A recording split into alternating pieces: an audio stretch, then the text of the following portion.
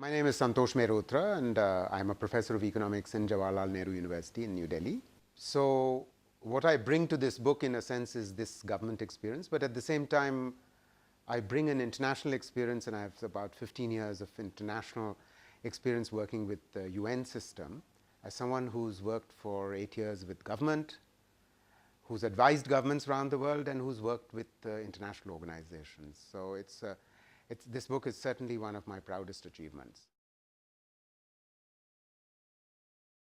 Book's theoretical framework is very much driven by the work of Amartya Sen, the capability approach, which encompasses both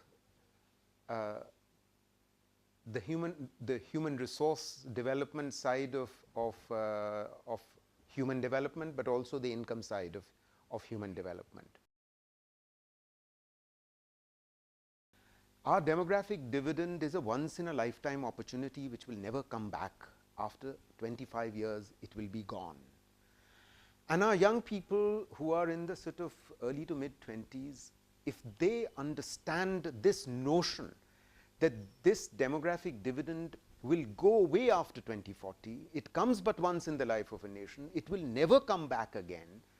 And if we don't do things right now, starting right now, then this dividend will go away, and we will never be able to realize the benefits from this dividend, which China did and managed to reduce poverty on a scale which is unprecedented in the history of the world.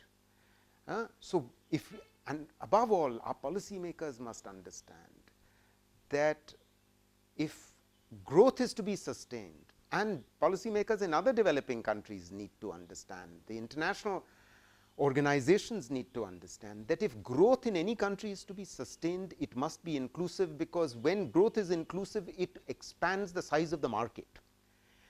International market can be accessed only by a limited number of countries and to a limited extent. In the best case scenario, China's exports to GDP ratio was only 30%. No country can match that.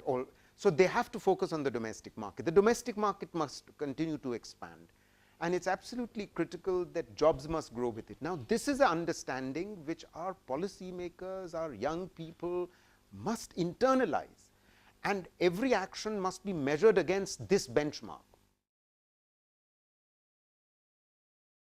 I hope that the book is read widely in policy-making circles in our country. In some ways, it is very much directed at those people.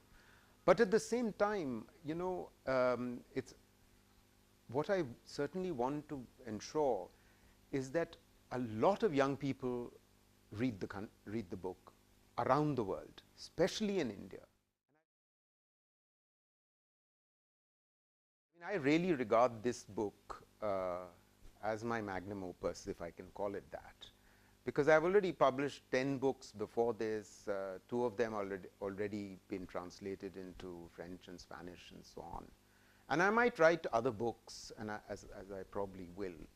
But because I regard this book as perhaps one of my most important pieces of work, and it's a sole authored book, I wanted it to be with Cambridge University Press because my first book was also with Cambridge University Press. So my first book and my 11th books are with Cambridge University Press, and I hope that Cambridge University Press will remain my publisher of choice.